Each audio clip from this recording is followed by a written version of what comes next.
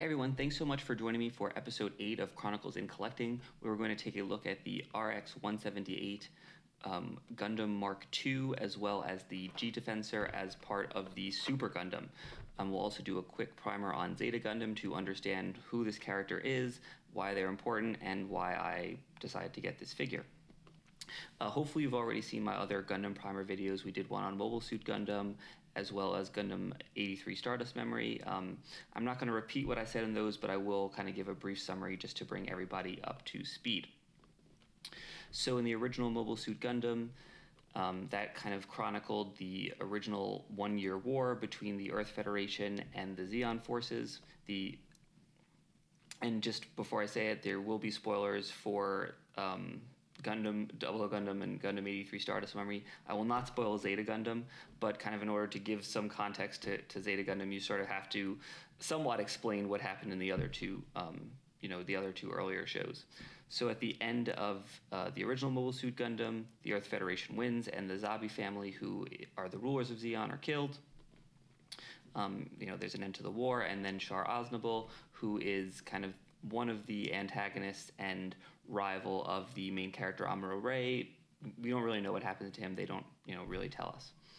Then in Gundam 0083 Stardust Memory, there's some Zeon remnants who basically try to drop, a nuclear missile. They're defeated, but as a result of that, there's a renewed interest in the Federation to sort of try to weed out the remnants of the Zeon forces, and this leads to a group called the Titans to kind of get a lot of power in the Earth Federation government, and they're sort of in control. So that brings us to Zeta Gundam, which takes place 4 years after 83 Stardust Memory and 7 years after the end of Mobile Suit Gundam. So we're in 0087. The Titans basically kind of run the entire Earth Federation government, and we kind of very quickly learn that they are not, good people. They believe in Earthnoid superiority, which basically means that they think that the people who live in the space colonies are like second-class citizens. They have absolutely no problem sort of killing anybody who disagrees with them, even if they're not in a war. They're, very violent, basically just, again, and I kind of criticize this in the original Gundam, but they're just sort of like mustache twirling villains. These are bad people that really don't have any redeeming qualities. So the story of Zeta Gundam is almost like a civil war in the Earth Federation, where you basically have like 4 different groups who are kind of fighting it out for superiority in the Earth sphere. You have the anti-Earth Union group, the AEUG. They're not against the Earth; they're against the Earth Union. So basically they're against the Titans, and the Anti-Earth Union group is made up of a lot of characters from the original Mobile Suit Gundam. Many of the good guys sort of join that group. There's also Karaba, which is not an Italian restaurant in the Gundam universe, but it is basically the space equivalent of the AEUG. Obviously AEUG's sort of more on Earth, Karaba's more in space. Then you have the Titans, which are sort of the main force leading the Earth Federation. And then you also have sort of some Zeon remnants who are sort of waiting in the scenes, maybe looking for an opportune time to act.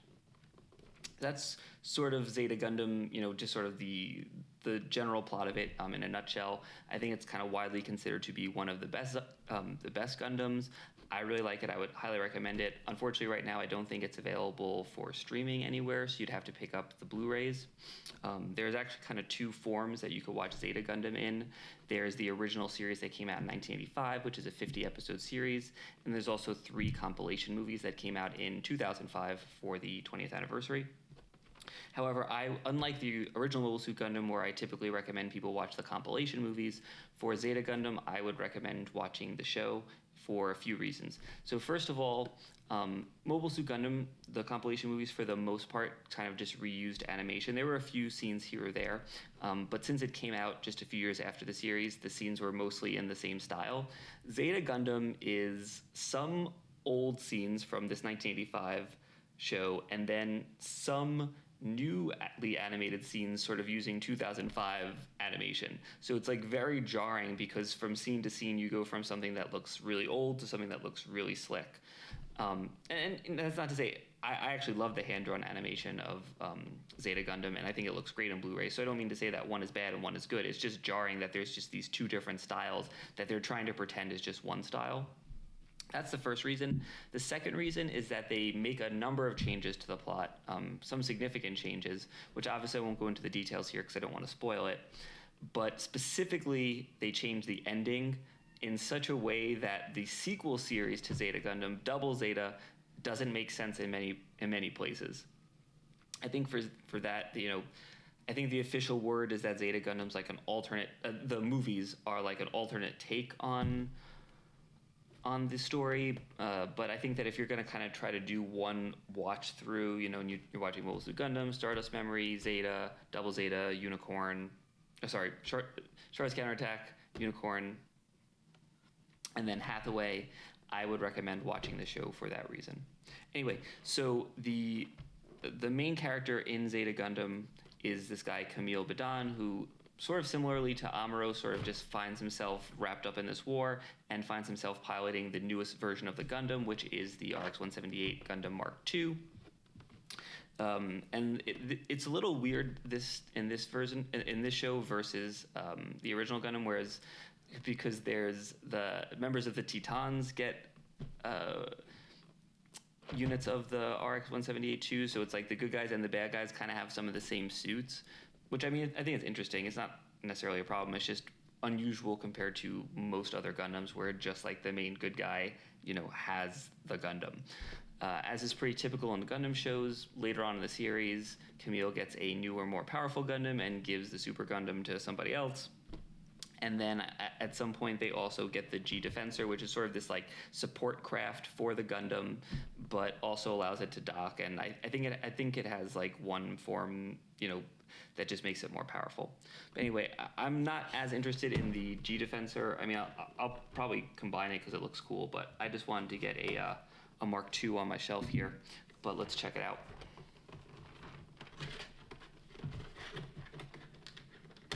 But yeah, like I said, Zeta Gundam. Oh, and the third reason not to watch the Zeta Gundam movies and to watch the show is that one of the best, probably the second best Gundam speech like ever is cut out of the movie for some reason. So there's that.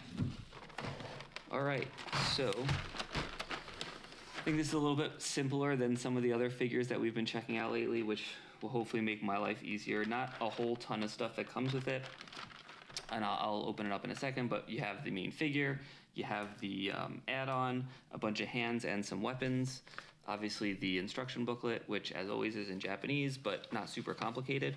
You would kind of expect for a figure that, retailed for about $150, you might expect a little bit more as far as accessories, but I guess because this one has the G Defensor, it's almost like two figures in one, so neither of them have too much stuff. Oh, and I should also mention that this is a Robot Spirits figure, and it is from the version Ka line. So that's named after, I'm going to mispronounce his name, I think it's on here, yeah, Katoki Hajime, who's kind of a very, very famous Gundam designer, and there's basically a line of models and figures where he sort of puts his touch on them, usually kind of makes them just look cooler. I can't really think of a better way to describe it. So this is part of the version Ka line. I think that there is a Mark II Gundam that's part of the regular Robot Spirits line, but you should always get the version Ka if it's available. If one exists, you should be getting version Ka. So let's first take a quick look at the figure. Pretty standard looking Gundam. I like the colors. I like the details. I'm thinking of the RX-78-2 Real Marking Edition that we reviewed, where I didn't really think that a lot of the extra little markings added to it, and they sort of just seemed tacked on to justify the higher price. In this figure, I think the opposite. I think that it's like plastic is stuck in his arm joint. All the little markings are really cool. I think they add a lot to it. Got like just all these markings over here. It says like AEUG in the corner there. Oh, here you go. There's the tab. Probably should have done that the first time. trying to think if these other ones say anything. It looks like really, really, really tiny print. I don't know if I can't actually make it out, maybe with a magnifying glass or with something. While I'm taking all the other stuff out, I got this spiffy new figure display that will rotate this, so hopefully you won't find that too distracting. Let's put him on here. Actually, you know what we'll do? Nope, we actually will not do that. Actually, yeah, we'll just try to stand him on here. He's gonna fall. All right, I'm gonna stand him up here for now. We'll try out this new display stand in a few minutes. Okay, I can't get him to stand at all. I'm just gonna put him down for now. Let's see what else we got here. I got this shield, which again has a bunch of these markings on it. It's got the AEG, presumably for AEUG, because this is the AEUG model of the Mark II. Got a bazooka, which again sort of has these same sort of markings and keeping, oh, you can't see it from that side. Has the same kind of markings on them, the same color to kind of fit the design of the suit. I have no idea what these things are. They look like some sort of like headphones, probably not what they are, but I like to think that the Gundam, you know, rocks out to like his iPod, his AirPod Maxes or whatever. Got like sort of a regular beam rifle. Again, the beam rifle also has some of the same type of markings as the figure, just taking that consistency from the figure to the accessories. And then you have a pretty straightforward beam saber. You got two of them. They both look the same. Then you have this thing, which I can't really get out, but looks awesome. This is like some sort of super bazooka launcher thing. This guy is awesome. It's super tall. Look, compare it to the figure.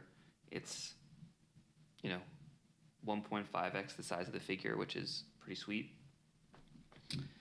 And then you have a bunch of just little like accessories that help kind of click everything into place. Nothing, I think, too exciting or really worth mentioning. And then you have the G Defensor, which is really nice looking. It's got the same type of, you know, kind of markings as the figure does. It's a pretty basic, you know, it doesn't have like a million little gimmicks and a million little this and that. Obviously there's, you know, it's jet mode, and here's the mode that's, I don't know exactly how it's going to work, but connects to the back of the Gundam.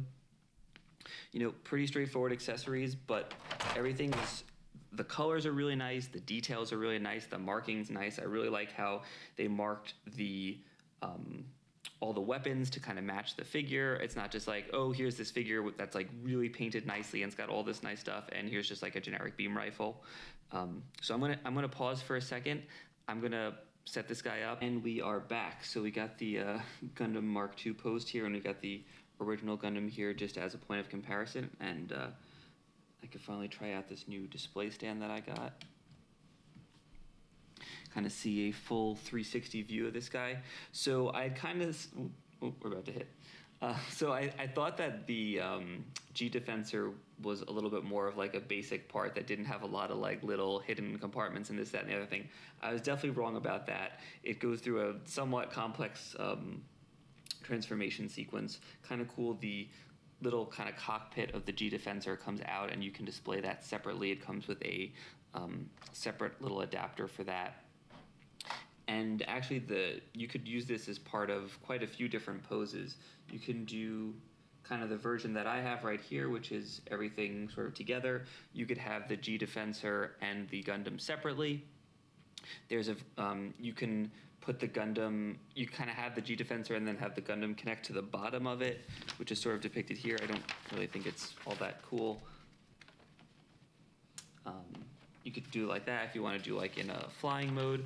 And then the fourth option is there's a series of figures that are like the MS, like Mobile Suit Girls or something like that, where it's kind of this like female robot. You can kind of see it right over there.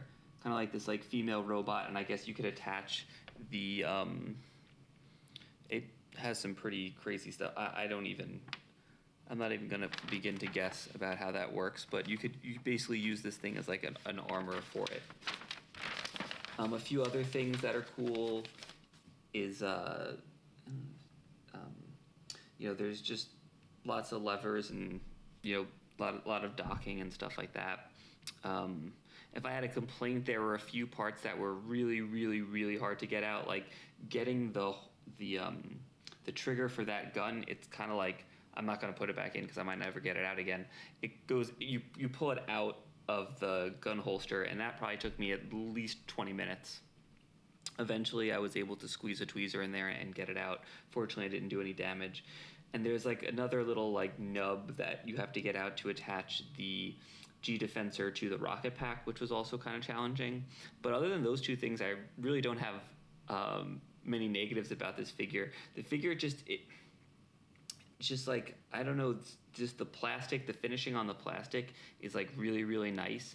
And it just has a much, I'm going to stop this and so we could kind of compare it.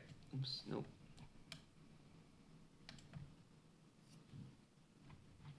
The plastic is just like a lot nicer for some reason. I don't know if it's the version Ka or because, this is a more like premium figure or something. But if you put these right next to each other, trying to get them as close as I can to the camera, it's just the finish is just so much nicer, and it just has a much nicer feel. Like this sort of just feels like cheap plastic, and this just feels like much higher quality. And you can see kind of size-wise, these are about the same. Obviously, the Mark II is a little bulkier, maybe a drop taller. All in all, highly recommend the figure. $250 is pretty high for it. $150 definitely seems like a much more reasonable price. It's definitely still available around. Pick it up if if Zeta Gundam is something you like, and then you like the Mark II. There is also like a black Mark II that's the Titans colors. Hopefully, I'll get a chance. I don't have one of those, but hopefully, we'll get a chance to unbox those one of these days. And definitely, I would highly, highly, highly recommend checking out Zeta Gundam.